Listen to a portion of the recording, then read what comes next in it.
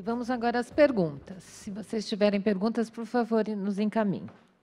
Eu já tenho aqui 3 perguntas. A primeira, eu vou dar um tempinho para o Arnaldo dar uma respirada e vou começar fazendo essa pergunta para o doutor José Luiz. Qual é a importância, que acho que agora você acabou de falar um pouquinho também, Arnaldo, qual a importância do treinamento profissional da equipe que faz o atendimento da criança nas unidades de saúde e se isso interfere na qualidade do atendimento? Acho que a importância é muito grande. E interfere muito na qualidade do atendimento. Evidentemente, acho que tanto eu quanto o Arnaldo tivemos que apressar um pouco a nossa apresentação.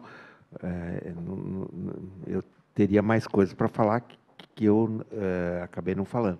Mas essa coisa que eu tentei mostrar, quer dizer, aquilo você só vai conseguir você só vai conseguir aquele resultado que é de passar a enxergar a criança e não a doença com muito treinamento. As pessoas da área da saúde, elas tendem a ver a doença.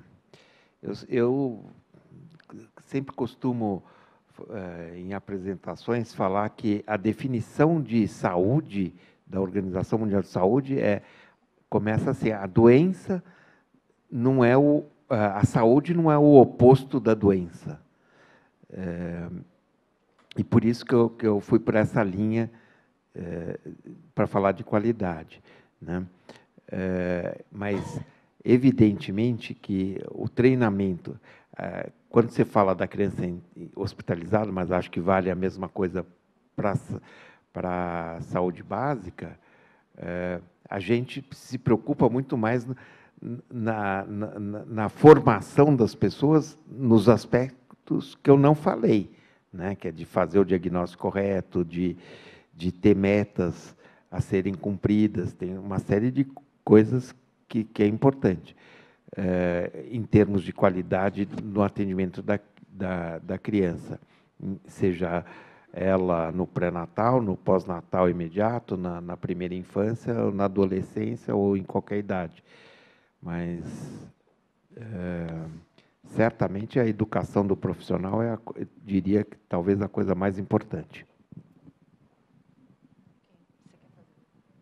Então, eu acho que esse comentário que você fez, ele realmente é bem decisivo, né? Eu acho que, assim, eu preciso garantir uma qualidade técnica, né? Eu acho que eu me lembro quando eu era aluno ainda, tinha um professor que falou assim: você tem que estar, a população tem que ficar mal acostumada com um bom atendimento, né? E não abrir mão mais do bom atendimento. E eu acho que o bom atendimento, ele tem que ser um bom atendimento do ponto de vista técnico e ele tem que ser um bom atendimento do ponto de vista da relação interpessoal também, né? Eu acho que você coloca bem isso quando fala do atendimento da criança, e eu acho que isso tem que ser uma regra geral para todas as unidades. O problema, um pouco, é o desafio que a gente tem quando a gente se propõe a fazer isso numa escala ampliada, né?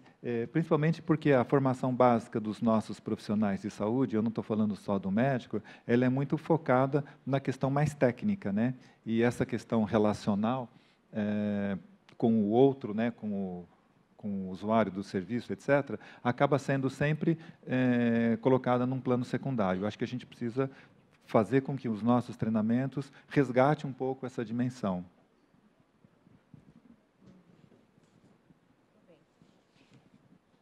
Tem uma pergunta aqui para você, Arnaldo, feita pelo vereador Alexandre Gil, de Penápolis, que é: como pensar a promoção do desenvolvimento infantil a partir da integração entre as políticas públicas de saúde e educação?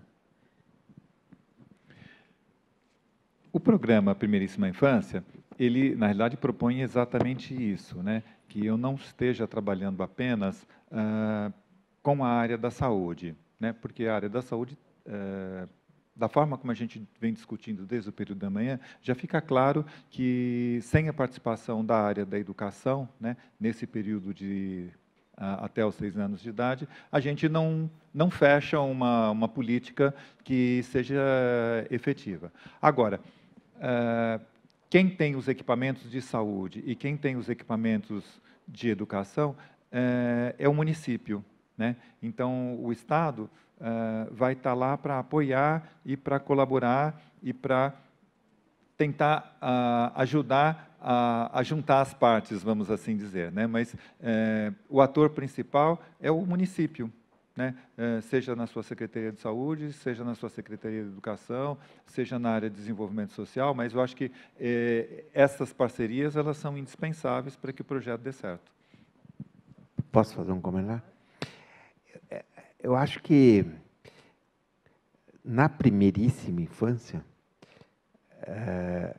é difícil saber o que é saúde e o que é educação. A gente é muito aristotélico em dividir em caixinhas. Isso é saúde e isso é educação. Porque sem saúde, quer dizer, a criança não vai... Eu nem vou ficar entrando aqui no método. É só ver aquele gráfico que o Arnaldo mostrou da neurociência. Aqui uma pergunta para o doutor José Luiz, a respeito desse comentário que você acabou de fazer, ou se fez na sua fala, sobre a mudança de enfoque da criança. Você está olhando a criança ou está olhando a doença, né? Da Ana Chiesa. Como envolver os profissionais nesse processo de mudança de paradigma do cuidado, né? Quais são os desafios?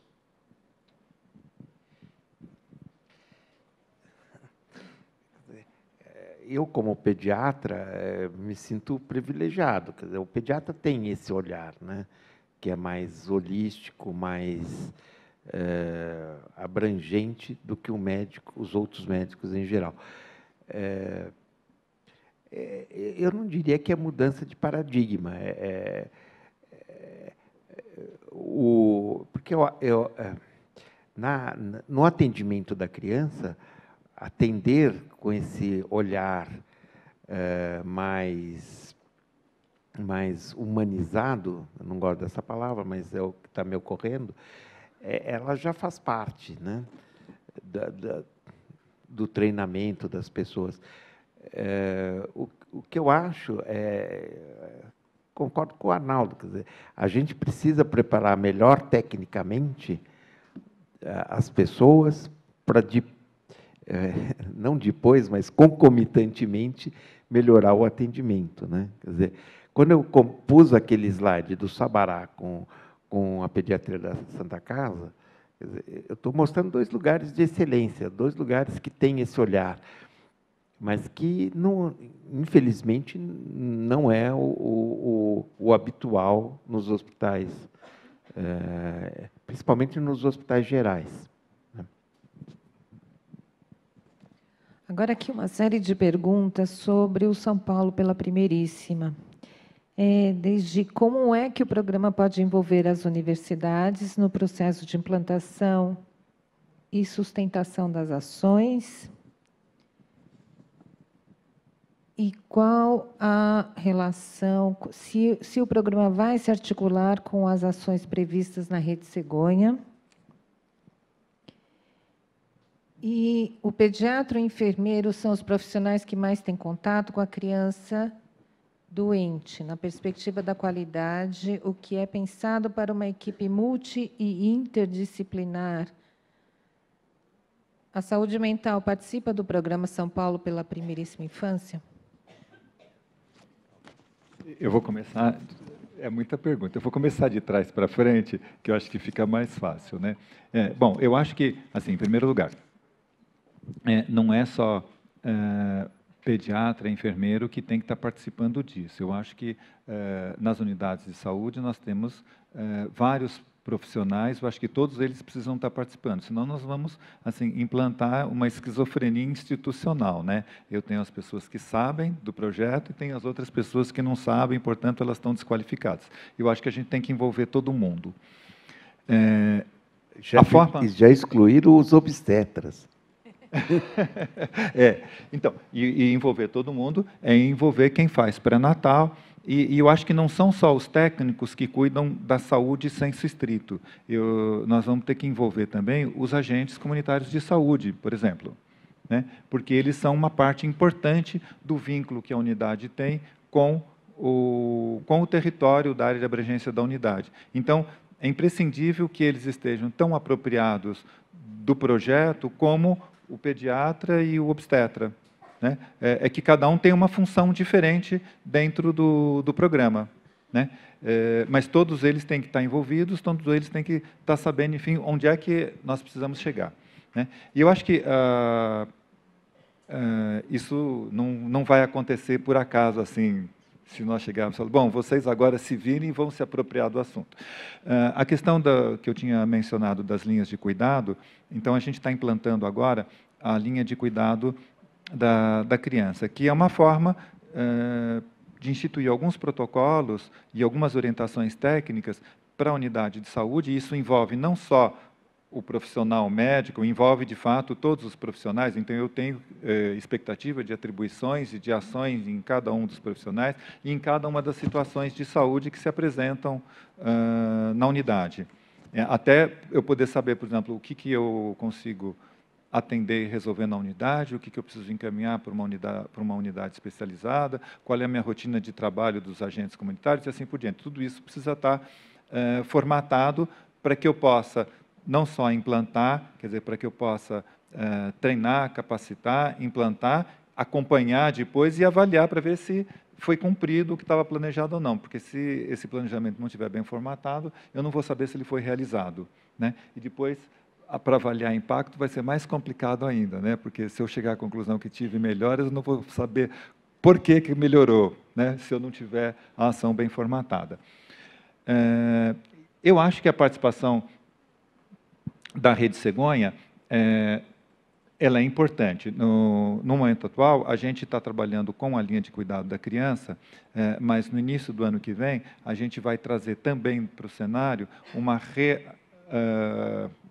uma reedição da linha de cuidado de gestante, parto e puerpério. Então, a gente vai estar trazendo, então, para esse terreno assim, mais de organização, protocolo, e uma amarração das competências e responsabilidades de cada uma das partes, a partir da colocação desta linha de cuidado da gestante, que deve estar pronta agora no início do ano também. Então, eu acho que com a superposição das duas linhas, a gente fecha melhor esse circuito, né? Em relação à primeira pergunta, né, que é a participação das universidades, quando nós lançamos o programa, a gente não contou explicitamente com nenhuma universidade. A gente tem contado com alguns parceiros, que são universidades, de uma forma geral, para organizar esse material das linhas de cuidado, né? Mas agora, para os processos de treinamento, de capacitação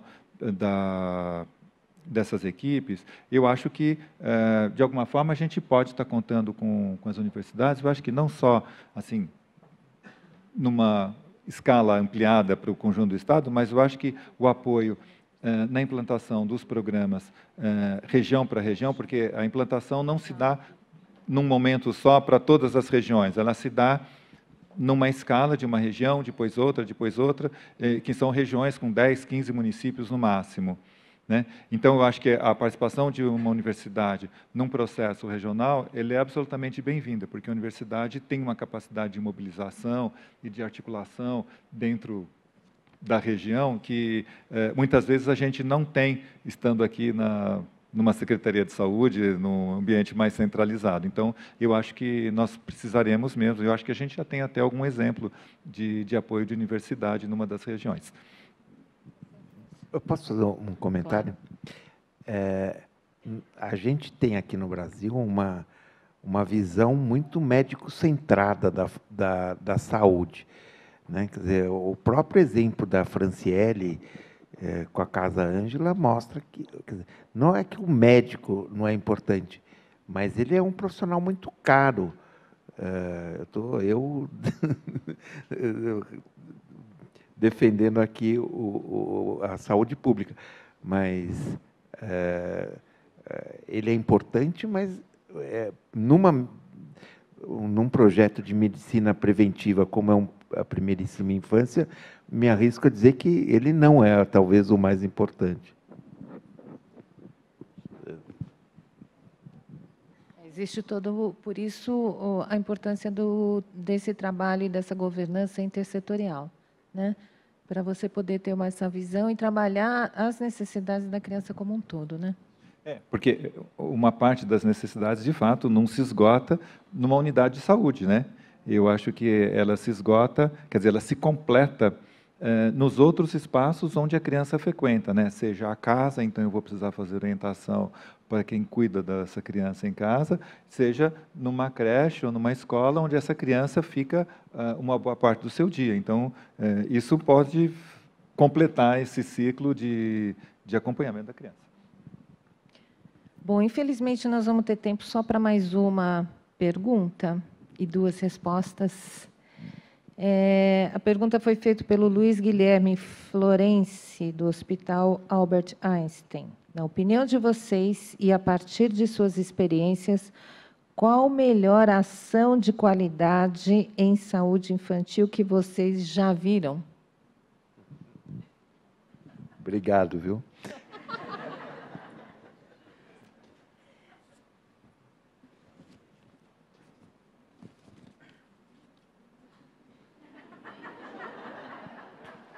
Essa é uma pergunta assim, muito simples para responder, né?